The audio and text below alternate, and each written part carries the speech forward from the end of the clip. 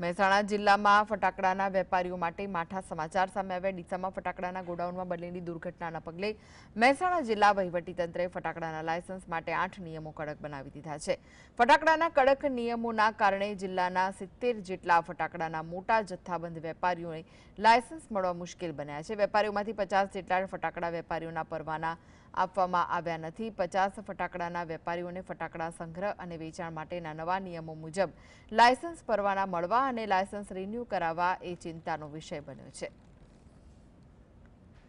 જિલ્લા કચેરી મારફતે એક તાલીમ ગોઠવી હતી અને એની જે જરૂરિયાતો છે, શરતો છે, પરિપૂર્ણ કરે તે માટે આપણે એક કાર્યક્રમ કર્યો હતો અને કાર્યક્રમમાં લગભગ 8 જેટલી શરતો છે। એમાં 1000 લીટર જેટલું પાણીનું ટાંકું, એબીસી પ્રકારનું મોડ્યુલર, 200 લીટર પાણીનું એક ડ્રમ, માટીની 2 ડોલ એવી બધી વિગતો રાખવાની છે અને એ વ્યવસ્થિત રાખે ફાયર એક્ઝિટ સાથેની વિગતો એ માટે સૂચનાઓ આપવામાં આવી છે। Thank you.